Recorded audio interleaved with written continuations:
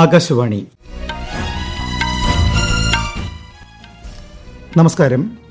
വാർത്തകൾ വായിക്കുന്നത് അനിൽകുമാർ.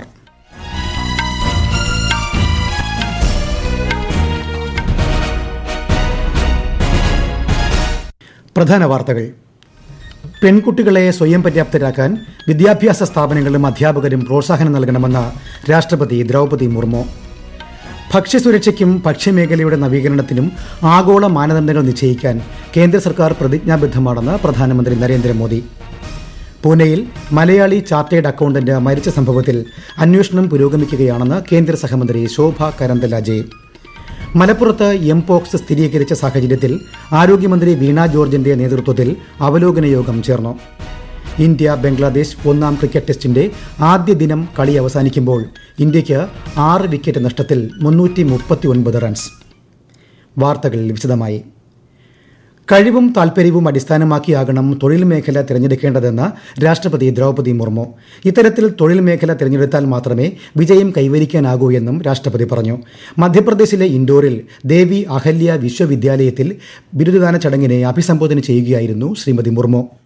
आपके गुण आपके व्यवहार के द्वारा, आपके ज्ञान द्वारा, इसीलिए आप में से प्रत्येक की अलग अलग जो क्षमताएं होंगी उसी क्षमता के अनुरूप इस विश्वविद्यालय, ये शहर, ये प्रदेश, ये देश का नाम आपका रोशन करने के लिए आपका जो भूमिका होगा बहुत बड़ा होगा. इसीलिए इसके लिए आपको मेहनत करना होगा और आगे बढ़ना होगा. भविष्य में आप किस क्षेत्र में या किस पद पर कार्य करेंगे, इसका निर्णय आपकी क्षमता और आपकी रुचि पर आधारित होना चाहिए. अगर इस आधार पर आप अपना रास्ते चुनेंगे तो आपको सफलता जरूर मिलेगी. എല്ലാ വിദ്യാഭ്യാസ സ്ഥാപനങ്ങളും അധ്യാപകരും പെൺകുട്ടികളുടെ വിദ്യാഭ്യാസം പ്രോത്സാഹിപ്പിക്കണമെന്നും അവരെ സ്വയം പര്യാപ്തതയിലേക്ക് നയിക്കണമെന്നും ശ്രീമതി മുർമു ആഹ്വാനം ചെയ്തു. തുടർച്ചയായി ശുചിത്വ സർവേയിൽ ഒന്നാമതെത്തിയ ഇൻഡോർ നഗരത്തെ രാഷ്ട്രപതി അഭിനന്ദിച്ചു. ഉജ്ജയിനിയിൽ സഭായി മിത്ര സമ്മേളനത്തെ അഭിസംബോധന ചെയ്ത ശേഷമാണ് രാഷ്ട്രപതി ഇൻഡോറിലെത്തിയത്. മധ്യപ്രദേശ് സന്ദർശനം പൂർത്തിയാക്കി ഝാർഖണ്ഡിലെത്തുന്ന രാഷ്ട്രപതി റാഞ്ചിയിൽ ICAR ശതാബ്ദി സമ്മേളനത്തെ നാളെ അഭിസംബോധന ചെയ്യും. ഭക്ഷ്യസുരക്ഷയ്ക്കും ഭക്ഷ്യമേഖലയുടെ നവീകരണത്തിനും ആഗോള മാനദണ്ഡങ്ങൾ നിശ്ചയിക്കാൻ കേന്ദ്ര സർക്കാർ പ്രതിജ്ഞാബദ്ധമാണെന്ന് പ്രധാനമന്ത്രി നരേന്ദ്രമോദി. ന്യൂഡൽഹിയിൽ ആരംഭിച്ച വേൾഡ് ഫുഡ് ഇന്ത്യ 2024 പരിപാടിയെ വീഡിയോ സന്ദേശത്തിലൂടെ അഭിസംബോധന ചെയ്യുകയായിരുന്നു അദ്ദേഹം. ഇന്ത്യയ്ക്ക് ഊർജ്ജസ്വലവും വൈവിധ്യപൂർണവുമായ ഒരു ഭക്ഷ്യസംസ്കാരമുണ്ടെന്നും കർഷകർ രാജ്യത്തിന്റെ ഭക്ഷ്യമേഖലയുടെ നട്ടെല്ലാണെന്നും പ്രധാനമന്ത്രി പറഞ്ഞു. ലോകവുമായി ഒത്തുചേർന്ന് പ്രവർത്തിക്കാനുള്ള അനുയോജ്യമായ വേദിയാണ് വേൾഡ് ഫുഡ് ഇന്ത്യ പരിപാടി എന്നും പ്രധാനമന്ത്രി പറഞ്ഞു. 4 ദിവസം നീണ്ടു നിൽക്കുന്ന പരിപാടിക്ക് ഇന്ന് ന്യൂഡൽഹിയിലെ ഭാരത് മണ്ഡപത്തിൽ തുടക്കമായി. ഹൈഡ്രജൻ ഉപയോഗത്തിലൂടെ വരും വർഷങ്ങളിൽ ഫോസിൽ ഇന്ധനത്തിന്റെ ഇറക്കുമതി 22 ലക്ഷം കോടിയിൽ നിന്ന് 4 ലക്ഷം കോടിയായി കുറയ്ക്കാനാണ് സർക്കാർ ലക്ഷ്യമിടുന്നതെന്ന് കേന്ദ്രമന്ത്രി നിതിൻ ഗഡ്കരി. ബയോടെക്നോളജിയുടെ ഉപയോഗം കുറഞ്ഞ നിരക്കിൽ ഹൈഡ്രജൻ ഉൽപ്പാദിപ്പിക്കാൻ സഹായിക്കും. ഇന്ത്യയെ ഊർജ്ജ കയറ്റുമതി രാജ്യമാക്കി മാറ്റുന്നതിനാണ് മന്ത്രാലയം ശ്രമിക്കുന്നതെന്നും അദ്ദേഹം വ്യക്തമാക്കി. 2030 രാജ്യത്ത് ഉരുക്കിന്റെ ഉൽപ്പാദനത്തിൽ 300 മെട്രിക് ടൺ ശേഷി കൈവരിക്കാനാണ് ലക്ഷ്യമിടുന്നത് എന്ന് കേന്ദ്രമന്ത്രി HD Kumaraswamy. All India induction furnace അസോസിയേഷനും സുസ്ഥിര സ്റ്റീൽ മാനുഫാക്ചേഴ്സ് അസോസിയേഷനും ചേർന്ന് മുംബൈയിൽ സംഘടിപ്പിച്ച 36ാമത് ദേശീയ സമ്മേളനത്തിൽ സംസാരിക്കുകയായിരുന്നു അദ്ദേഹം. ഹരിത ഉരുക്ക് പരിവർത്തനത്തിന്റെ അടിത്തറയായി ദേശീയ ഉരുക്ക് നയം പ്രവർത്തിക്കുന്നുവെന്ന് മന്ത്രി പറഞ്ഞു. ഹരിത ഉരുക്ക് വിപ്ലവത്തിന്റെ ഭാഗമാകാൻ ഉരുക്ക് വ്യവസായ മേഖലയോട് അദ്ദേഹം അഭ്യർത്ഥിച്ചു. നരേന്ദ്രമോദി സർക്കാർ കർഷകർക്ക് പ്രഥമ പരിഗണന നൽകുന്നതായി കേന്ദ്രമന്ത്രി ശിവരാജ് സിംഗ് ചൌഹാൻ. പ്രധാനമന്ത്രി കിസാൻ സമ്മാൻ നിധിയിലൂടെ കർഷകർക്ക് 21,000 കോടി രൂപ വിതരണം ചെയ്തതായും കേന്ദ്രമന്ത്രി പറഞ്ഞു. കഴിഞ്ഞ 100 ദിവസങ്ങളിൽ 25 ലക്ഷം പുതിയ കർഷകരെ പദ്ധതിയിൽ ഉൾപ്പെടുത്തിയതായും ഇതോടെ ആകെ ഗുണഭോക്താക്കളുടെ എണ്ണം 9,51 ലക്ഷം പിന്നിട്ടതായും അദ്ദേഹം പറഞ്ഞു. 3ാം NDA സർക്കാരിന്റെ ആദ്യ 100 ദിവസ കാലയളവിനുള്ളിൽ നിരവധി സുപ്രധാന തീരുമാനങ്ങൾ കൈക്കൊണ്ടതായി പെട്രോളിയം പ്രകൃതിവാതക മന്ത്രാലയം.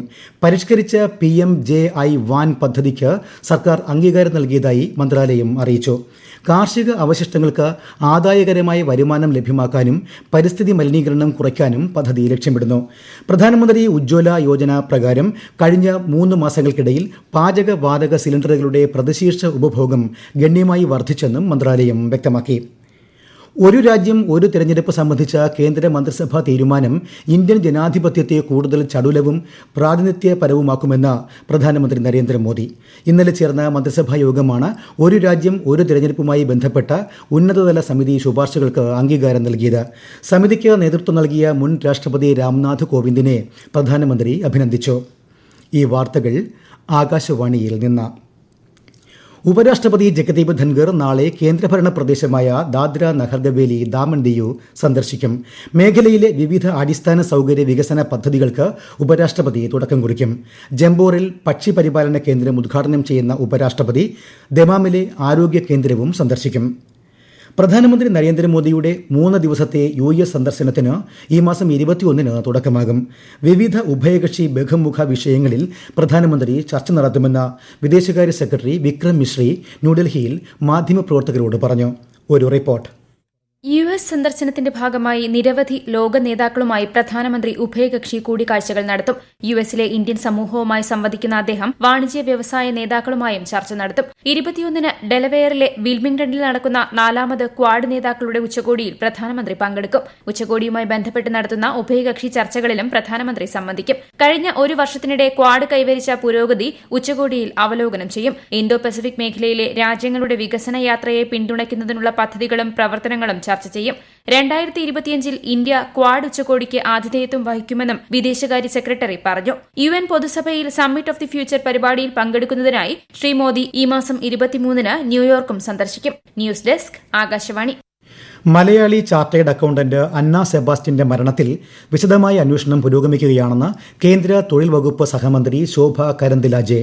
മുൻ കേന്ദ്രമന്ത്രി രാജീവ് ചന്ദ്രശേഖരന്റെ എക്സ് പോസ്റ്റ് പങ്കുവച്ചായിരുന്നു കേന്ദ്രമന്ത്രിയുടെ പ്രതികരണം. അന്നയുടെ മരണം ഏറെ സങ്കടകരമാണെന്നും തൊഴിലിടത്തെ ചൂഷണം സംബന്ധിച്ച് അന്വേഷണം നടത്തുമെന്നും ശ്രീമതി ശോഭ കരന്ദിലാജെ അറിയിച്ചു. പൂനെയിലെ സ്വകാര്യ കമ്പനിയിൽ ജോലി ചെയ്തിരുന്ന മകളുടെ മരണം ജോലിഭാരം മൂലമാണെന്ന് അന്നയുടെ മാതാപിതാക്കൾ ആരോപിച്ചിരുന്നു.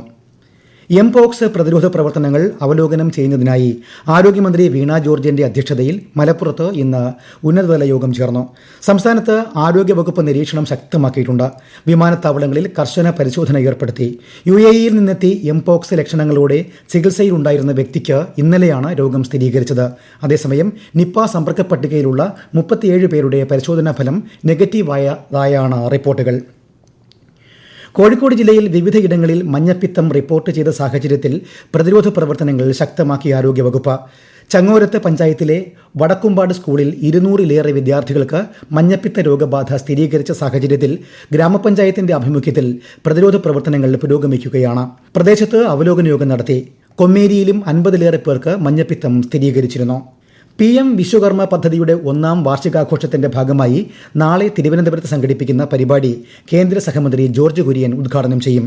രാവിലെ Kazhakoottam national skill training institute for വിമണിൽ നടക്കുന്ന പരിപാടിയിൽ പദ്ധതി ഗുണഭോക്താക്കളുടെ സർട്ടിഫിക്കറ്റും അദ്ദേഹം വിതരണം ചെയ്യും. മഹാരാഷ്ട്രയിലെ വാർധയിൽ പ്രധാനമന്ത്രി ശ്രീ നരേന്ദ്രമോദി പങ്കെടുക്കുന്ന ദേശീയ PM വിശ്വകർമ്മ പരിപാടിയുടെ തത്സമയ പ്രദർശനവും ഉണ്ടാകും. ഇന്ത്യ ബംഗ്ലാദേശ് 1ാം ക്രിക്കറ്റ് ടെസ്റ്റിന്റെ ആദ്യ ദിനമായ ഇന്ന് കളി അവസാനിക്കുമ്പോൾ ഇന്ത്യ 6 വിക്കറ്റ് നഷ്ടത്തിൽ 339 റൺസ് എന്ന നിലയിൽ. ഇന്ത്യയ്ക്കു വേണ്ടി രവിചന്ദ്രൻ അശ്വിൻ സെഞ്ചുറി നേടി. 102 റൺസുമായി അശ്വിനും 86 റൺസുമായി രവീന്ദ്ര ജഡേജയുമാണ് ക്രീസിൽ. ടോസ് നേടിയ ബംഗ്ലാദേശ് ഇന്ത്യയെ ബാറ്റിംഗിന് അയക്കുകയായിരുന്നു. ചെന്നൈ MA ചിദംബരം സ്റ്റേഡിയത്തിലാണ് മത്സരം നടക്കുന്നത്. ISL ഫുട്ബോളിൽ ഇന്ന് ബംഗളൂരു FC ഹൈദരാബാദിനെ നേരിടും. രാത്രി 7:30-ന് ബംഗളൂരുവിലാണ് മത്സരം. ചൈന ഓപ്പൺ ബാഡ്മിന്റൺ വനിതാ സിംഗിൾസിൽ ഇന്ത്യയുടെ മാളവിക ബെൻസോദ് ക്വാർട്ടർ ഫൈനലിലേക്ക്.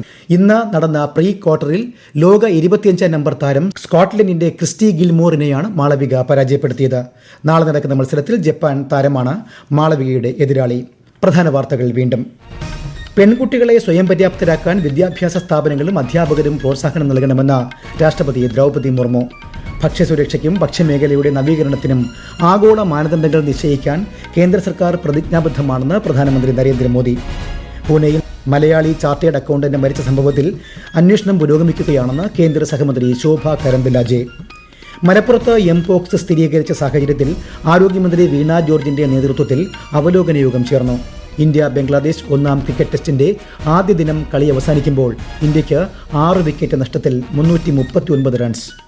വാർത്തകൾ കഴിഞ്ഞു. അടുത്ത വാർത്താ പ്രക്ഷേപണം 8:35-ന്.